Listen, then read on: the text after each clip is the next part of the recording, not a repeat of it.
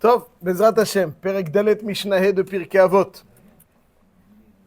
Rabbi Ishmael Beno. Donc il y a plusieurs Rabbi Ishmael. Dans le chasse, il faut bien toujours préciser, il y a plusieurs Rabbi Ishmael. En l'occurrence ici, c'est Rabbi Ishmael Beno chez Rabbi Yohanan ben Beroka. Alors Rabbi Ishmael nous donne l'enseignement suivant. Alomed almenat lelamed, maspikin beyado lilmod ou lelamed. Celui qui apprend la Torah animé d'un état d'esprit de l'enseigner, alors maspikin beyado lilmod ou lelamed. On lui permet, Akadosh Baruch Hu lui permet d'atteindre son objectif, lilmod ou lelamed.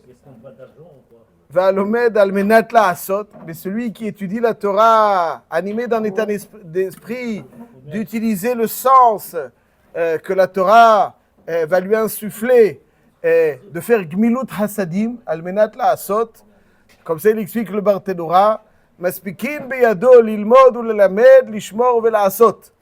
Ça veut dire que si Bémet il y a une sheifa d'enseigner, Akadosh Baruch Hu, il te donne la possibilité d'enseigner, mais celui qui a la sheifa, pas simplement d'enseigner, mais de faire gmilut hasadim avec la Torah, alors on lui permettra de faire beaucoup de gmilut hasadim.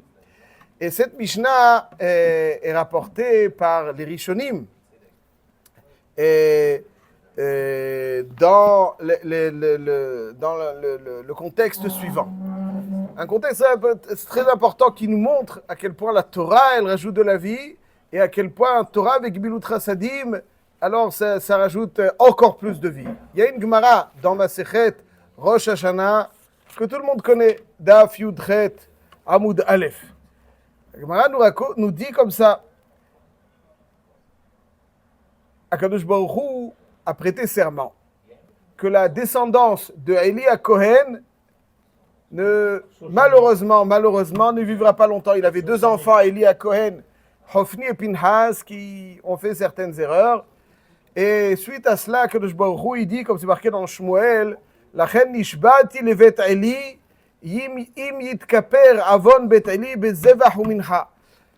Si le Akadosh Baruch Hu donc prête serment que les erreurs commises par la famille de Eli ne vont pas être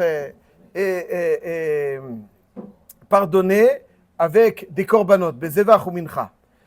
Amar Rabba, bezevach umincha eno mitkaper, aval mitkaper batorah. Rabba il dit ok, bezevach umincha, aval mitkaper batorah. Celui qui étudie, même si selon le Teva, selon entre guillemets, alors il aurait dû mourir plus jeune, mais Akadosh Baruch Hu lui donne plus de vie. Il rajoute, on va tout de suite voir, Abaye Amar, bezevach umincha eno mitkaper, aval mitkaper batorah ou bigmilut hasadim. Celui qui fait Torah avec gmilut hasadim, là ça lui rajoute la vie. Qui était Abaye pour Rabba? C'est son neveu. Rabba donc était l'oncle de Abaye. Rabba s'appelle Rabba Bar Nachmani et Abaye, malheureusement, est devenu orphelin très tôt.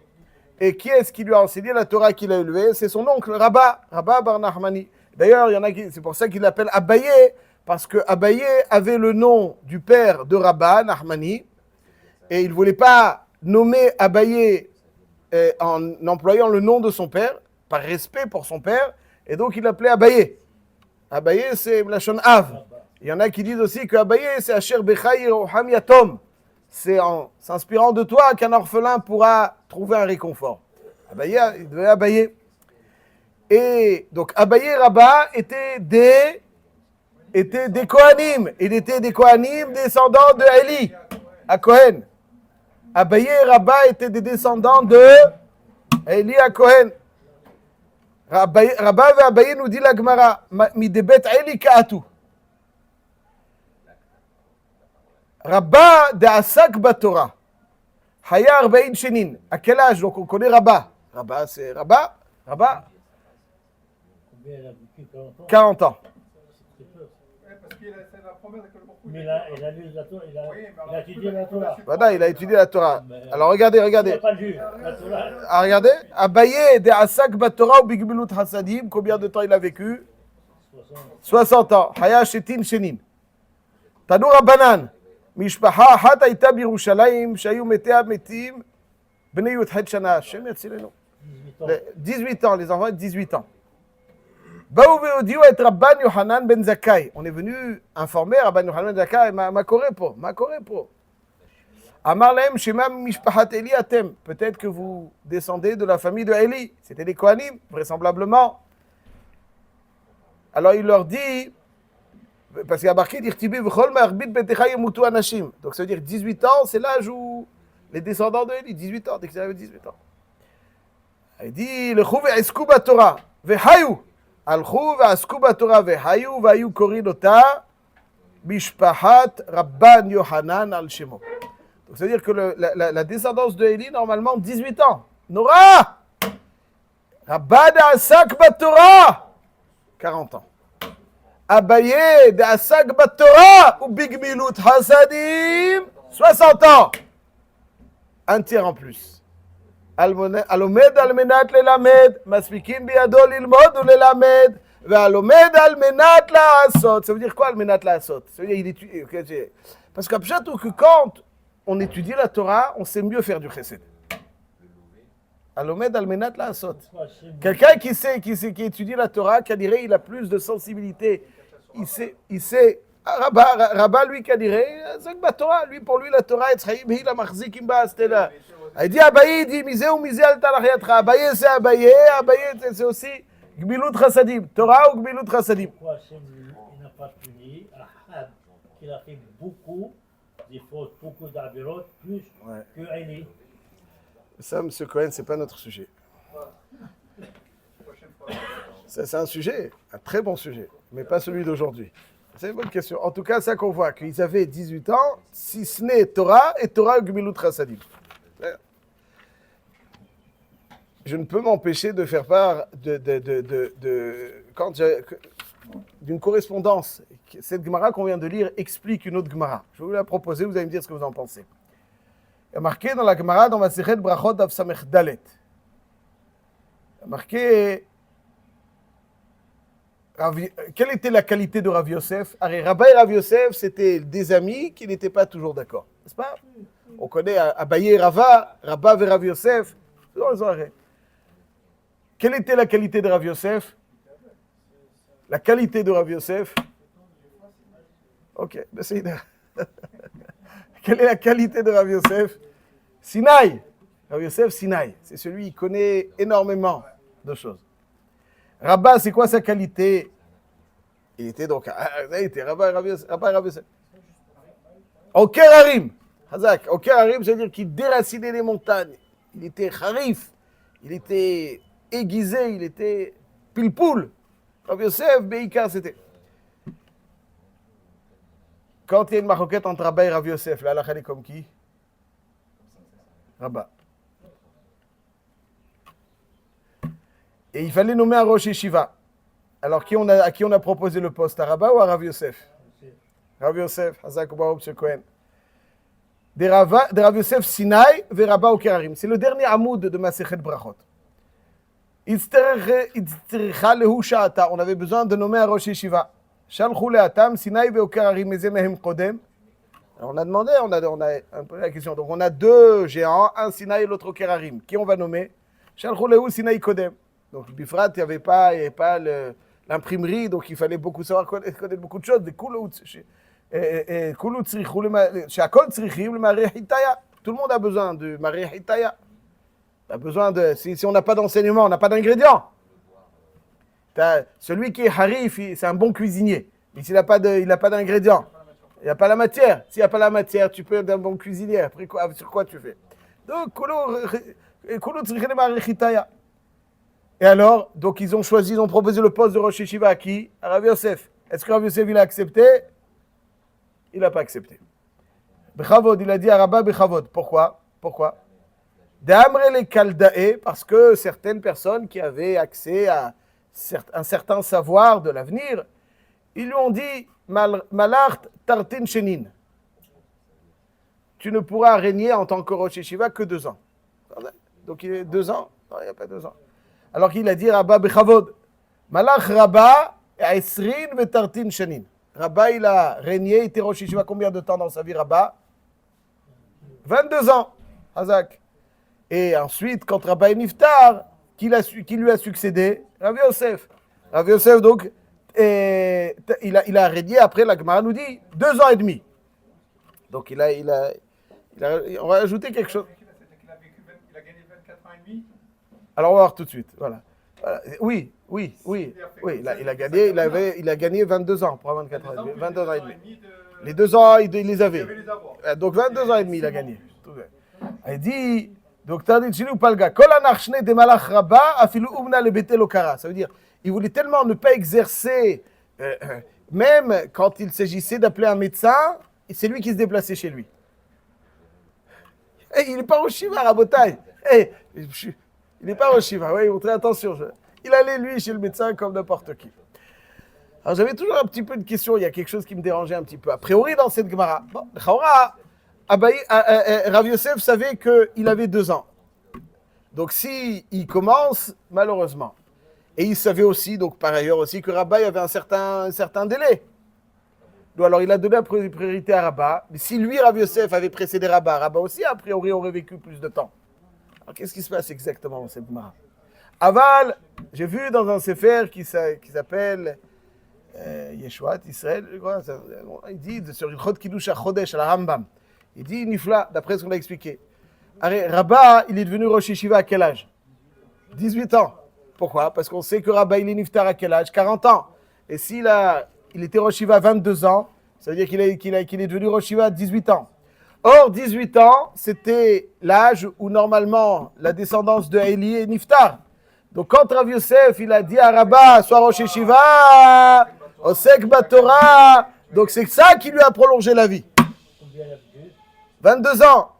Parce que celui qui est Osek Batora, il gagne 22 ans. Donc Rav Yosef, il a Rabba, à travers il a rajouté des jours à la vie de Rabba qui a vécu donc jusqu'à... Et on voit que Rabba, il avait donc cette étude de Torah, qui revendique, ouais, ça veut dire qu'il revendique, c'est ça qui lui a permis d'avoir une vie très longue. Et il étudie de façon très poussée. Vous connaissez très certainement cette Gemara dans Daf Chavav Amud Bet dans Masechet Sukkah, qui dit combien de temps dormait Rabba, donc au moins dans la journée. Il y a marqué, bon, je vous dis. La nuit ou le jour? Voilà, alors je vais vous dire. Il y a marqué comme ça dans la Gemara. Amara va sur la Adam lishon bayom yoter mishenat asus. Combien de temps on a le droit de dormir dans la journée? Pas plus que le sommeil du cheval. Combien le cheval il dort? Vous connaissez le cheval? Alors comment vous savez? Quand vous dites, vous estimez. Hazak, il a fait mode. C'est à peu près ça. Il y a marqué dans la Kama Shenat Asus, Shitin Nishme. Ouais, 60. Un chiot de Shitin Nishme. Ok. Comme vous dites. Amar Abaye, Shenate Edemar. Ça veut dire que Rabba, c'est qui Mar? C'est le Rav. C'est qui le Rav de Abaye? Rabba. Shenate Edemar, Kede Rav. Ou des Rav, Kede Rebi. C'est-à-dire, il s'est inspiré de Rav pour la durée du temps de sommeil. Et Rav s'est inspiré de Rabbi. Et Rabbi s'est inspiré de David. Et David s'est inspiré, ouais, ça ressemblait au sous. Des sous-éa shitin nishme. Abaye avanayem kedemeayel bipumpedita levekuve. Donc ça veut dire que Abaye, il dormait quand il rentrait donc de Pumpedita, de la yeshiva, il dormait. Carré plus que Shenat Asus, carré aller Rav Yosef, an matay atzel tishkav, batay takum mishenatra. Alors, Shitin Nishme, dans le Shulchan Aruch, c'est marqué dans Siman, Dalet Seif Tetzain. Marqué dans le Shulchan Aruch, Siman Dalet Seif Tetzain. David aya nizar, shelo lishan Shitin Nishmin, kede shelitom ta'amita. Donc ici, on parle même de la nuit. David.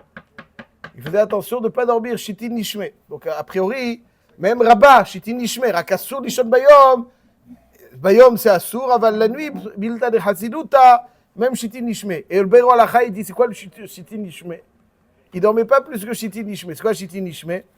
Yesh Omrim, Dou Shaloshot. Donc, Yesh Omrim, Dou Yoter Behatzisha. Ça veut dire que toutes les demi-heures, il se levait. Il se réveillait. ויש אומרים דהו שיעור מעט יותר מ3 minutes. Le Rama Mipano, Rabbeinu Yochanan Zaya Mipano, il dit que c'est 3 minutes, 3. Donc il dormait très peu, hop, il se réveillait, pour pas ne goûter le goût de la mort. Il se réveillait. Peut-être avant le jour, il y a marqué une autre. Ça, c'est la nuit. Donc, elle dirait, Rabat, même la nuit, il ne dormait pas plus que Shittim Nishmeh, comme David. Il y a marqué David. Siman Resh Lamed Aleph, il y a marqué dans le Shulchan Aruch que Im Efshar lo lilmod bloshenat tzaoraim yishan. Si tu n'arrives pas à étudier sans siesta, alors dors. Baïkaron, c'est le jour, c'est pas pour dormir. אבל טוב, מה לעשות, אתה עייף, כדי ללמוד אתה צריך לישון, תישן, ובלבד שלא יאריך בה, שאסור לישון ביום יותר משינת הסוס. C'est d'après une chita, on n'a pas le droit de dormir la journée, chez Natassus, 3,3. Et il y en a qui disent aucune demi-heure, et là, Shabbos, c'est qu'on dirait machou acher. Shabbos, c'est machou acher.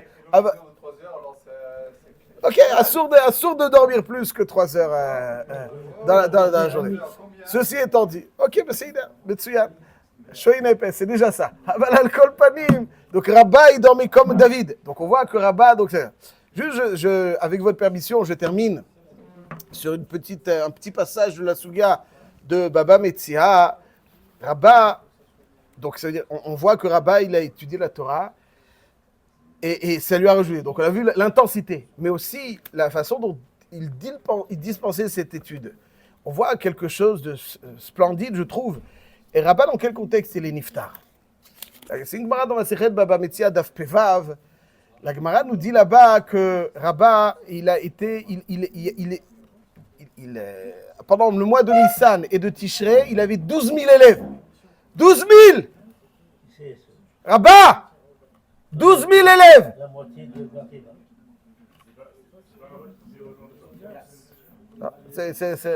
Ici, il n'y avait pas qui disait ça. C'est Rabat. Rabat, et puis, donc après, ceux qui prennent les impôts sont venus rapporter. Il dit à chaque fois, il amène tout le monde. Il n'y a personne pour. Donc ils ont envoyé, etc. Donc il a dû se sauver.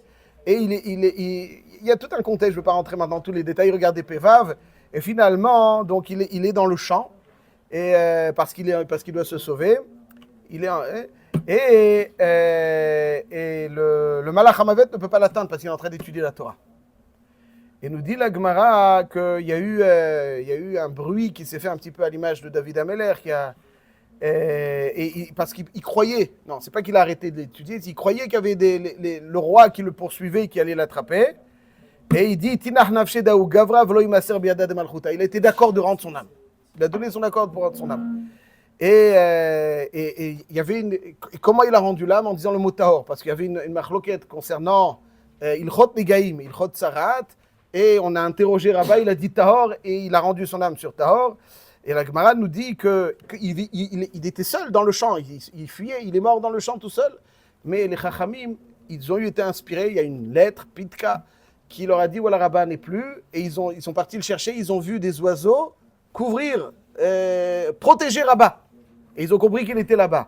Et à un moment, donc, ils ont été maspidim autant pendant un certain temps, il y a une nouvelle pétec qui est qu'il faut être maspid encore et encore, donc pendant 7 jours, ils ont été maspidim autant, et la fal pitka, le chou, le vetrem, le shalom, donc, etc., etc. Donc Rabat, donc, c'est Abaye, il a l'intensité de l'Ibouda Torah, 12 000, blissof. אבל אביי עשה גם בתורה וגם בגמילות חסדים מתוך, c'est un gmilut chassadim de Torah, c'est pas un gmilut chassadim sans Torah. Un gmilut chassadim de Torah, ça c'est leur ajouter encore plus de vie.